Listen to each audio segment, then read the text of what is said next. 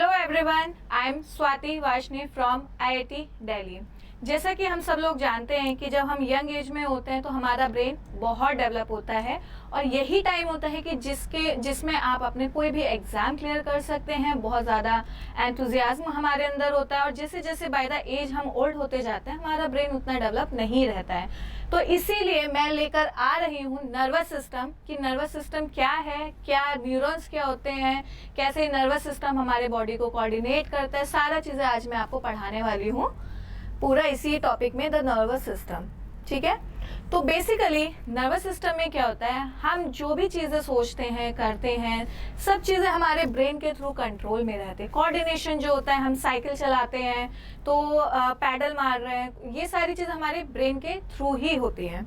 ठीक है, तो it is coordination is the process through which two or more organs interact and complement the function of each other। तो हमारे nervous system के through हमारा पूरा बॉडी कंट्रोल में रहता है, चाहे वो मसल्स हो, चाहे वो हमारा हार्ट सिस्टम हो, रेस्पिरेटरी सिस्टम हो, हर एक ऑर्गन्स हमारी ब्रेन के अंडर कंट्रोल में, अंडर सर्विलेंस में रहते हैं। ठीक है, तो आज हम पढ़ने वाले हैं उसी नर्वस सिस्टम के बारे में।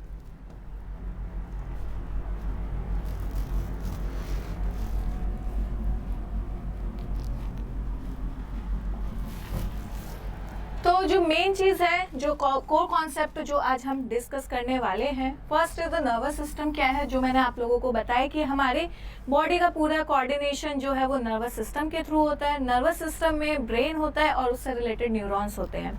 ठीक है, और सेवरल ग्लैंड्स होते हैं जो इसमें हेल्प करते हैं, कोऑर्डिनेशन में हेल्प करते हैं। ठीक है, second is the type of neurons.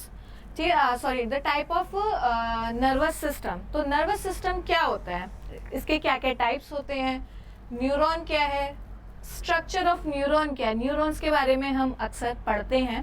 तो स्ट्रक्चर ऑफ न्यूरॉन क्या है, इसका फंक्शन क्या है कि किस तरीके से फंक्शन करता है, इसके क्या टाइप हैं, और एक बहुत ही कॉमन टर्म हम हमेशा देखते हैं, साइनेप्सिस। तो व्हाट इज द साइनेप्सिस, तो ये सारी चीज़ें हम आज पढ़ने वाले हैं।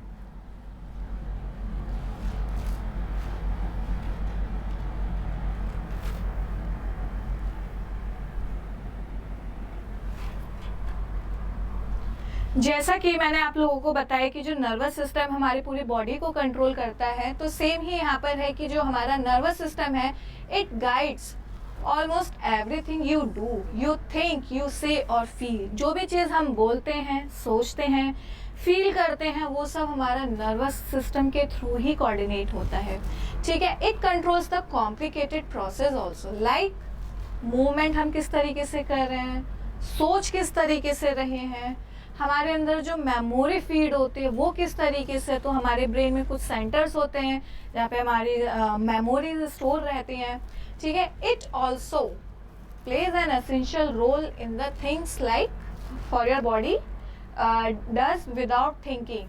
तो बहुत सारी चीज़ें हमारे बॉडी में ऐसा होता है कि जो हम बिना थिंकिंग, जो हमारे इनवॉलेंट्री होते हैं, जो हम अपनी इच्छा अनुसार नहीं करते हैं, वो उसमें भी हमारा नर्वस सिस्टम रोल प्ले करता है। जैसे कि अब देखा जाए, जो हमारे हार्ट बीट है, हमारे हार्ट बीट पर कोई कंट्रोल नहीं होता है। ठीक है, तो वो इनवॉलेंट्री में आती है और नर्वस सिस्टम उसको रेगुलेट करती है। ठीक है, लाइक ब्रीदिंग, ब्लशिंग, ब्लिंकिंग, ये भी एक एग्जाम्पल है जिसमें हमारा खुद से कंट्रोल नहीं होता है।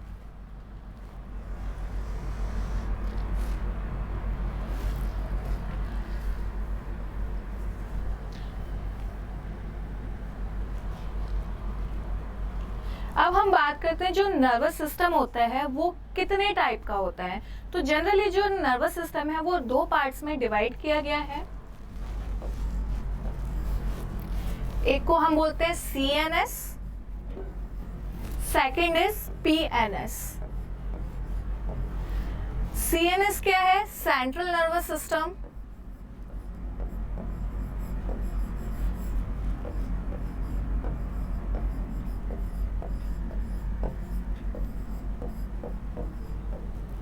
ठीक है, और PNS इज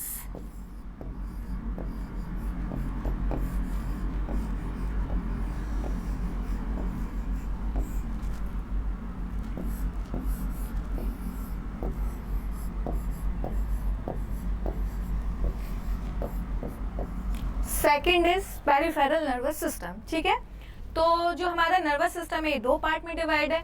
अब CNS में क्या आता है और PNS में क्या आता है, इस पिक्चर को आप देख रहे होंगे। तो जो हमारे सेंट्रल नर्वस सिस्टम में आपका एक तो ब्रेन आता है, ब्रेन का मैंने एक वीडियो है मेरी एक, वो आप देख सकते हैं इसमें, ठीक है। तो उसमें मैंने डिटेल में बताया हुआ है कि सेंट्रल नर्वस सिस्टम क्या होता है, ब्रेन में क्या है, और उससे रिलेटेड और भी थिंग्स मैंने उसमें डिस्क्राइब किए हैं। तो आप वो उस वीडियो को प्लीज़ ज़रूर देखें, ठीक है। तो जो सेंट्रल नर्वस सिस्टम के पार्ट में आता है, एक आपका ब्रेन आता है और स्पाइनल कॉर्ड आते हैं, जो आपकी स्पाइनल कॉर्ड आती है, ठीक है। तो ये आ गया आपके नर्वस सिस्टम में। तो ये बहुत इंपॉर्टेंट है कि सेंट्रल नर्वस सिस्टम के में क्या क्या आता है। तो पहला आपका ब्रेन आ गया और दूसरा आ गया आपका स्पाइनल कॉर्ड, ठीक है। अब जो दूसरा है पेरिफेरल नर्वस सिस्टम, तो होता है कि हमारा ब्रेन यहाँ पर है, लेकिन जो उससे एसोसिएटेड जो हमारे पूरे बॉडी में प्रोलिफरेट हो रही हैं चीज़ें, परकोलेट कर रही हैं, तो उसके लिए भी एक नर्वस सिस्टम होता है पेरिफेरल नर्वस सिस्टम। तो जो ब्रेन में जो भी सिग्नल्स जा रहे हैं या एक्सचेंज और रिवर्स वाइज वर्सा, तो उसके लिए क्या होता है, यहाँ पे जो भी केमिकल्स ये सारी चीज़ें आ रही हैं, तो उसके लिए पूरा बॉडी में जाने के लिए हमारा जो नर्व्स एंड गैंग्लियंस रहते हैं वो आपके पेरिफेरल नर्वस सिस्टम में आते हैं, ठीक है। तो इसमें आपका क्या आता है, नर्व्स आते हैं और गैंग्लियन आता है। तो ये आपके पूरे बॉडी में होते हैं और ये कंट्रोल करते हैं। और जो सेंट्रल नर्वस सिस्टम में जो इन्फॉर्मेशन होती है वो इसके थ्रू पूरे बॉडी में ट्रांसमिट होती है, ठीक है।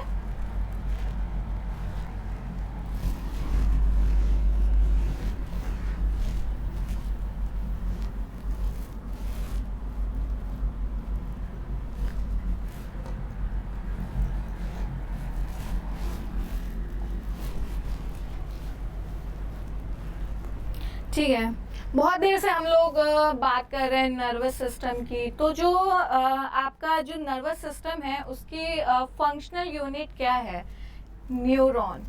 न्यूरॉन हमारे जो ब्रेन में देखा जाए तो 100 बिलियन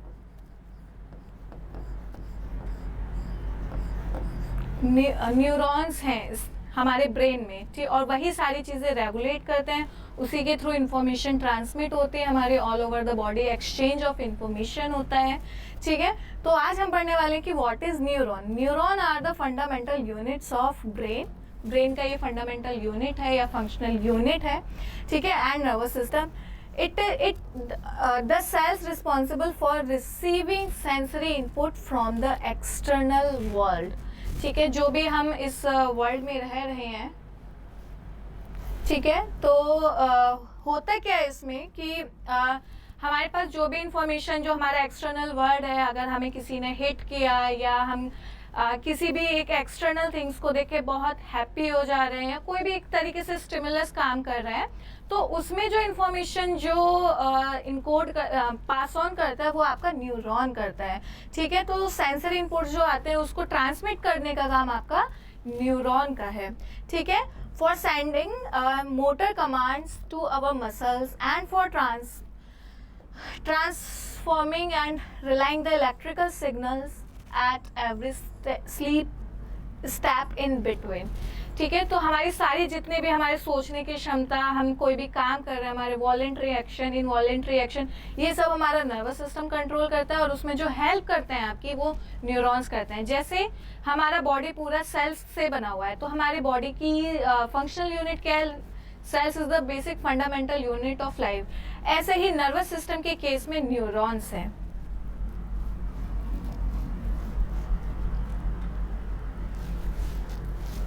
अभी हमने पढ़ा कि न्यूरॉन्स क्या होते हैं, अब हम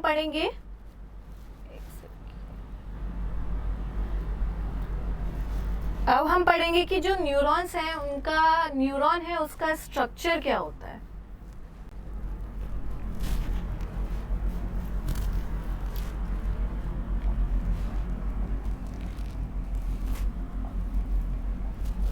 ये जो आप देख रहे हैं ये एक न्यूरॉन का स्ट्रक्चर है, ठीक है।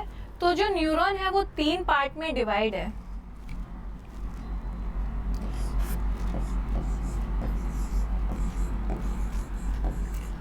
First is cell body, second is axon, third is dendrites.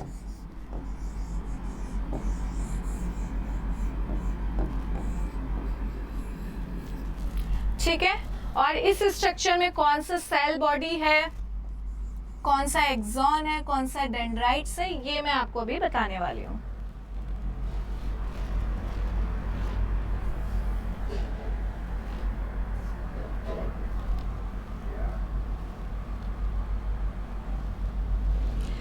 ठीक है, तो अगर देखा जाए तो ये जो पार्ट है, this part is our cell body,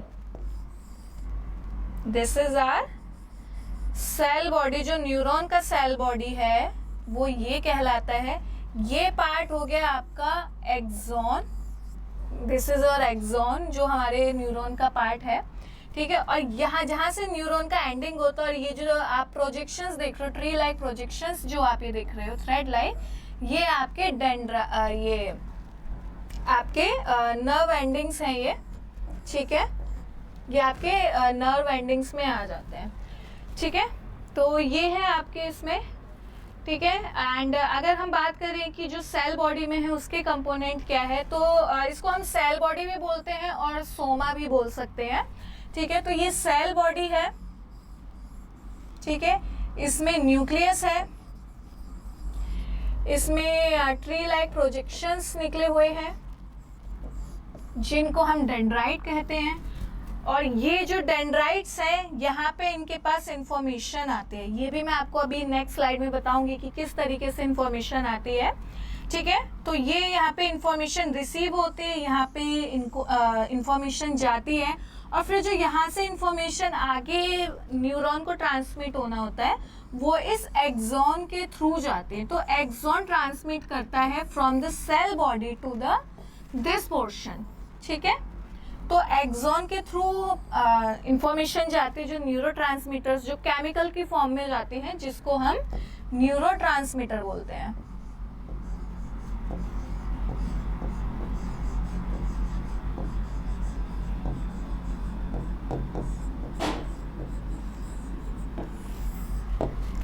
ठीक है, तो इंफॉर्मेशन इस तरीके से जाती है कि जो यहाँ पे इंफॉर्मेशन इनकोड है, या हमें जो डेंड्राइट के थ्रू जो इंफॉर्मेशन आई है वो एक्सॉन के थ्रू पास होके फिर यहाँ पे जाती है, और फिर उसके बाद यहाँ पे सेम इसी सेल्स की तरह, डेंड्राइट्स की तरह, यहाँ पे दूसरे न्यूरॉन के नर्व सेल्स स्टार्ट होते हैं। तो यहाँ पे इंफॉर्मेशन का एक्सचेंज होता है from one neuron to another neuron. ठीक है,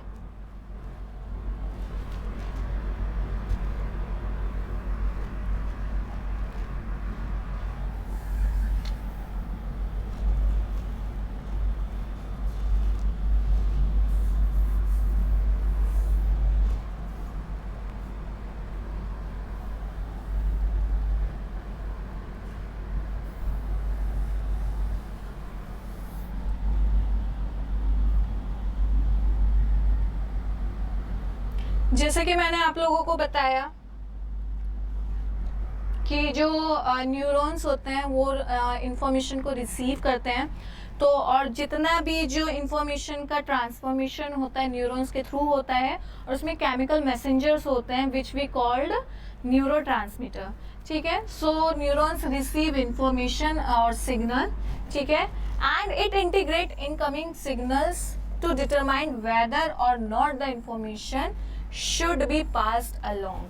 ठीक है, तो हर एक इंफॉर्मेशन को पास होना है या नहीं होना है, क्योंकि कुछ ऐसे नेगेटिव स्टिमुलाई भी होते हैं, अगर बॉडी उनको रिस्पॉन्ड करने लगे तो हमारी बॉडी को नुकसान पहुंच सकता है। तो वहाँ पे कोऑर्डिनेशन होता है, इंफॉर्मेशन एक्सचेंज होती है कि ये इतनी सारी इंफॉर्मेशन है जो कि आगे पास ऑन करनी है, लेकिन अब उनमें भी सिलेक्टिविटी होती है, सिलेक्शन करना होता है कि कौन सी इंफॉर्मेशन आगे पास ऑन करनी है और कौन सी इंफॉर्मेशन आगे पास ऑन नहीं करनी है, और वो इंफॉर्मेशन पास ऑन नहीं करनी है जो कि बॉडी के लिए बिल्कुल भी हेल्पफुल या फ़ायदेमंद बिल्कुल भी नहीं है, उससे बॉडी को नुकसान हो सकता है।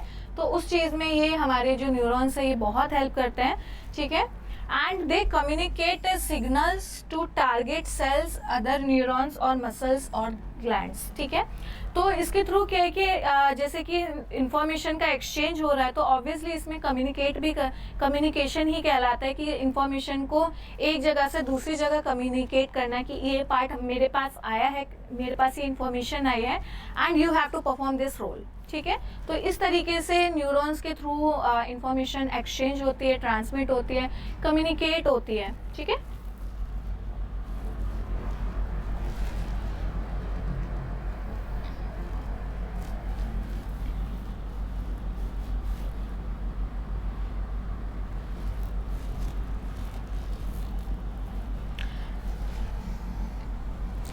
तो जो न्यूरॉन्स हैं अलग अलग टाइप में डिवीजन होता है उनका, डिवाइड होता है. तो अगर हम बात करें उसके बेस्ड ऑन स्ट्रक्चर कि किस तरीके से उसका एक्सॉन है या उसका जो सेल बॉडी और द सोमा है, तो उस बेसिस पे अगर हम न्यूरॉन्स को डिवाइड करें तो फर्स्ट होता है आपका unipolar neuron, bipolar, pseudopolar and multipolar.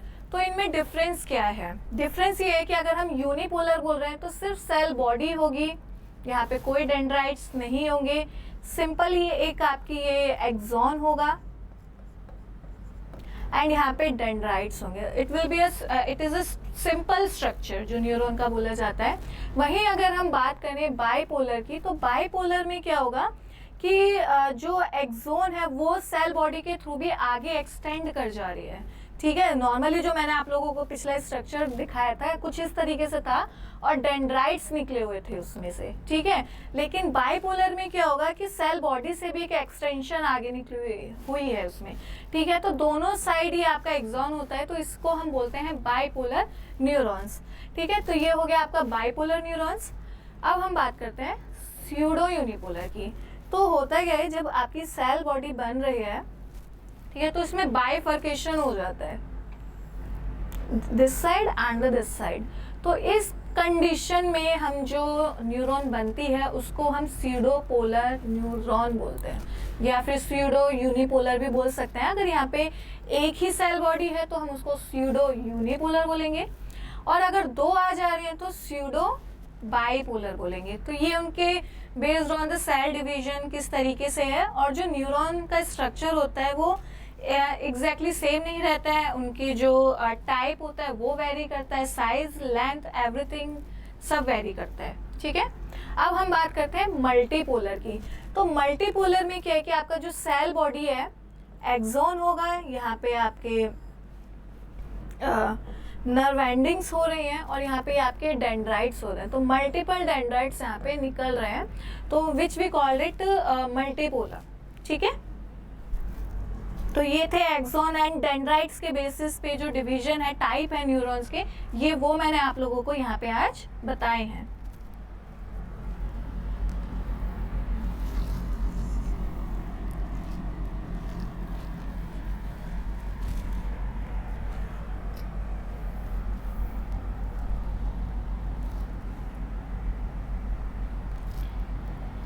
अब हम बात करते हैं, जैसा कि मैंने कहा था कि जो एक न्यूरॉन है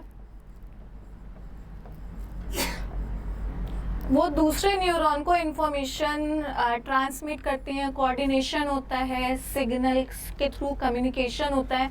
तो वो कैसे होता है ये मैं बताने वाली हूँ. तो जितने भी हमारी न्यूरॉन सेल्स हैं वो एक दूसरे से कुछ इस तरीके से कनेक्टेड रहती हैं. यहाँ पे आप देख रहे हैं कि प्रीवियस एक्सोन का ये न्यूरॉन है, ये एक्सोन है और यहाँ पे इसके प्रोजेक्शंस है. ठीक है, वहीं पर ये जो सेकंड न्यूरॉन है उसके ये सेल बॉडी और जो डेंड्राइट्स है वहां से ये इंटरेक्शन हो रहा है. ठीक है, और इसकी जो एंडिंग हो रही है, जो ये यहाँ पे आप लोग देख रहे हैं, इससे थर्ड न्यूरॉन कनेक्टेड है. तो जो हमारे ब्रेन में जो न्यूरॉन्स हैं वो इसी तरीके से ही कनेक्टेड होते हैं. एक न्यूरॉन, दो न्यूरॉन, 3, 4, 5 और सो ऑन. तो एक न्यूरॉन दूसरे न्यूरॉन से कनेक्टेड रहती है और इनका स्पेशलाइज फंक्शन रहता है. ठीक है,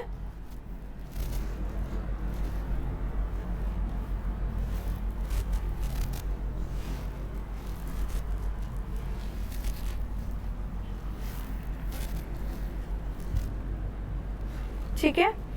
अब एक टर्म हम लोगों ने स्टार्टिंग में देखी थी और हम अक्सर सुनते हैं कि साइनेप्सिस। तो ये क्वेश्चन ज़्यादातर काफ़ी क्वेश्चंस में आता है कि सिनैप्स क्या है, साइनेप्स क्या है या साइनेप्सिस क्या है।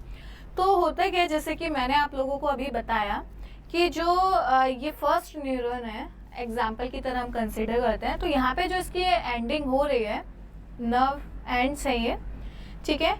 और ये जो न्यू सेल्स के जो डेंड्राइट्स हैं, न्यूरॉन के जो डेंड्राइट्स हैं, उनसे जो इंटरेक्शन कर रहे हैं, तो वो जो इंटरेक्शन का बिटवीन का एरिया, जो द जंक्शन,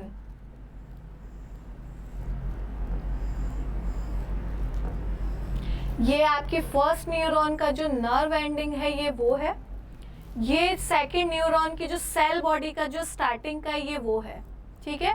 तो यहाँ ये जो एरिया है, ये जो स्पेस जिसको आप बोल सकते हो the space between this one, ठीक है, इसको हम सिनैप्स बोलते हैं, ठीक है। और यहीं से ही जो हमारे न्यूरोट्रांसमीटर हैं उनका इंफॉर्मेशन एक्सचेंज होता है। यहाँ पे ये एक्सचेंज होके इसमें यहाँ पे इंफॉर्मेशन जाती है, देन फिर ये यहाँ से पास ऑन होके फिर दूसरे सिनैप्स पे जाती है, साइनेप्स पे जाते हैं, ठीक है। तो वो भी सेम यही स्ट्रक्चर होता है, ठीक है। तो इस तरीके से जो इंफॉर्मेशन का जो एक्सचेंज होता है नर्वस सिस्टम में हमारे, कुछ इस तरीके से होता है, ठीक है। तो ये था कि सिनैप्स क्या है। फिर एक और वर्ड हम देखते हैं कि गैंग्लियन। तो जो the function between the two neurons जो होते हैं, जो दो न्यूरॉन्स के बीच का जो फंक्शन होता है उसको हम गैंग्लियन बोलते हैं, ठीक है।